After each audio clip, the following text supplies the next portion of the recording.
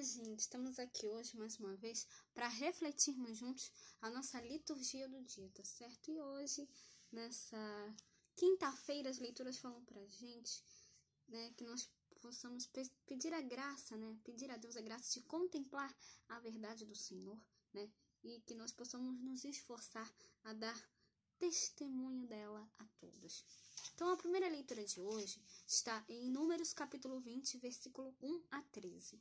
Números capítulo 20, versículo 1 a 13. Chegando os filhos de Israel, toda a congregação ao deserto de Zim, no mês primeiro, o povo ficou em Cádiz, e Miriam morreu ali, e ali foi sepultada. E não havia água para a congregação. Então se congregaram contra Moisés e contra Arão. E o povo contendeu com Moisés e falaram, dizendo: Oxalá tivéssemos expirado quando expiraram nossos irmãos perante o Senhor.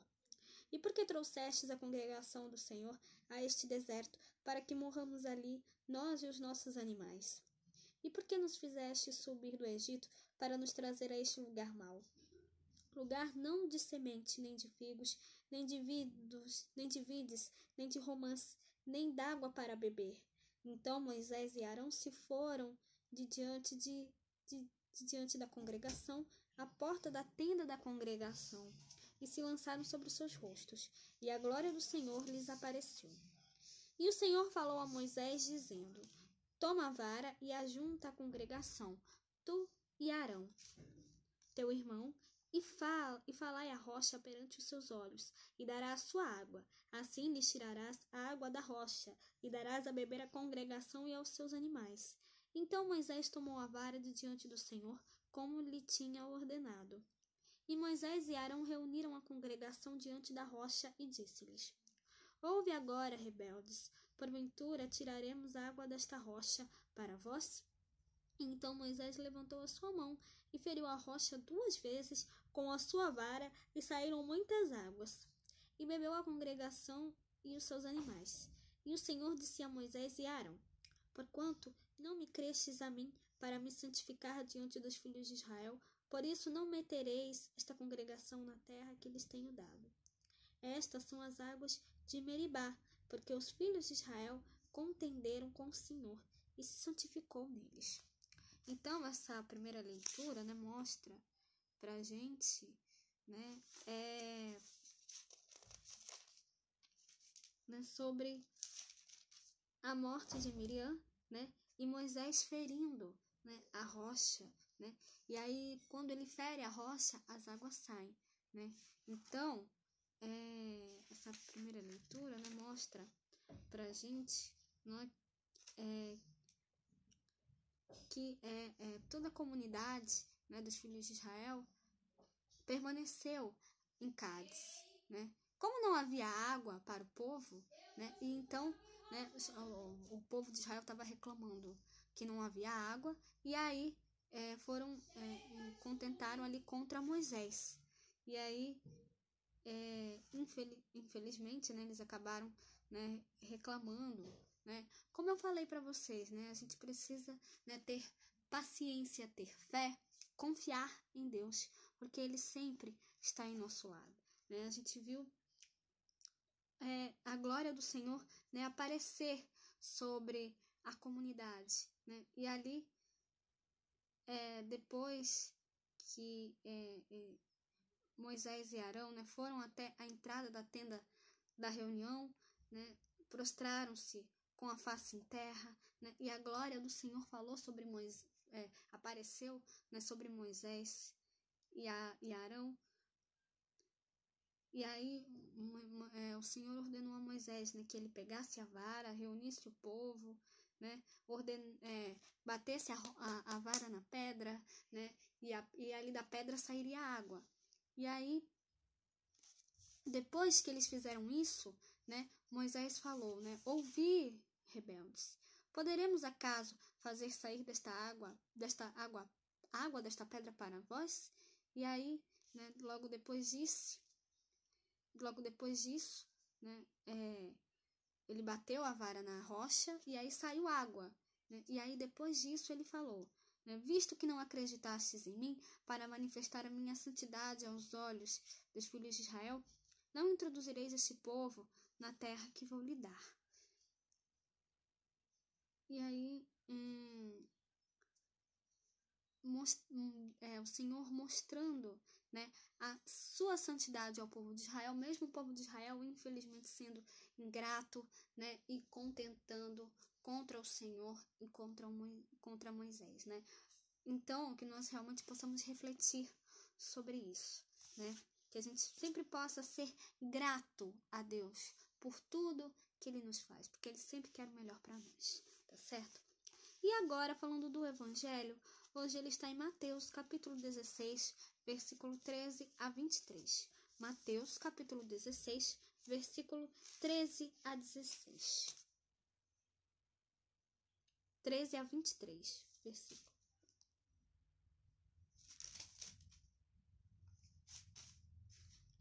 E chegando Jesus às partes de Cesareia de Filipe, interrogou os seus discípulos, dizendo: Quem dizem os homens ser o Filho do Homem? E eles disseram: um João Batista, outros Elias, e outros Jeremias, ou um dos profetas. Disse-lhes ele: E vós, quem dizeis que eu sou? E Simão Pedro respondendo disse: Tu és o Cristo, o Filho de Deus vivo.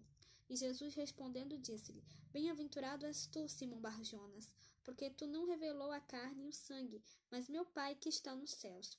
Pois também eu te digo que tu és Pedro, e sobre esta pedra edificarei a minha igreja, e as portas do inferno não prevalecerão contra ela. Eu te darei as chaves do reino dos céus, e tudo que ligares na terra será ligado nos céus, e tudo que desligardes na terra será desligado nos céus. Então mandou aos seus discípulos que a ninguém dissessem que ele era o Cristo. Desde então, começou Jesus a mostrar aos seus discípulos que convinha ir a Jerusalém e padecer muito dos anciãos, e dos principais e dos sacerdotes e dos escribas, e ser morto, e ressuscitar ao terceiro dia. E Pedro, tornando-o à parte, começou a repreendê-lo, dizendo: Senhor, tem compaixão de ti, de modo nenhum te acontecerá isso. Ele, porém, voltando-se, disse a Pedro: Para trás de mim, Satanás, que me serves de escândalo, porque não compreendes as coisas que são de Deus, mas só as que são dos homens. Então, essa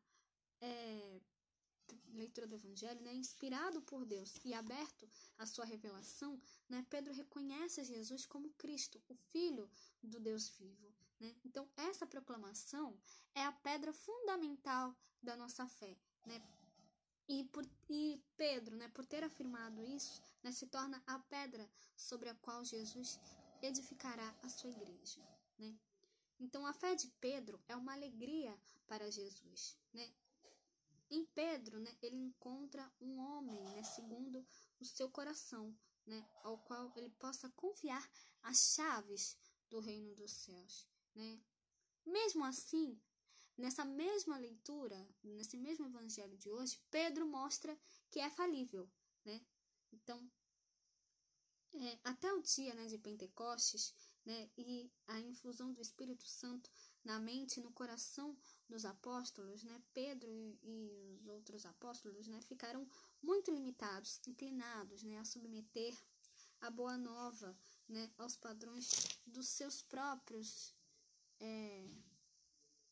pensamentos. Né? Então, quando Jesus faz uma ligação entre seu ser Messias e o sofrimento e a rejeição que ele ia sofrer, né, Pedro rejeita esta noção e começa, né, a censurar Jesus. E é aí que Pedro mostra, nesse mesmo evangelho, que ele é falível. Né? Jesus o corrige, né, afirmando que Pedro não tem em mente as coisas de Deus, e sim as dos homens. Né? E de fato, né, só quando ele chegar a ser um homem espiritual, um homem guiado constantemente pelo Espírito, né, aí é que Pedro, né, vai ter condições, né, de pensar e sentir como Deus pensa e sente. Né? Então, que a gente possa realmente refletir sobre isso, né, dar testemunho da verdade, né,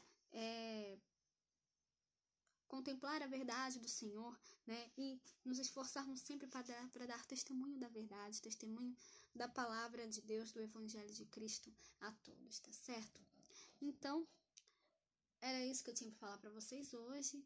Muito obrigada a todos por curtirem, por comentarem. Aqueles que só assistem mesmo também agradeço. Espero que vocês tenham gostado dessa reflexão de hoje.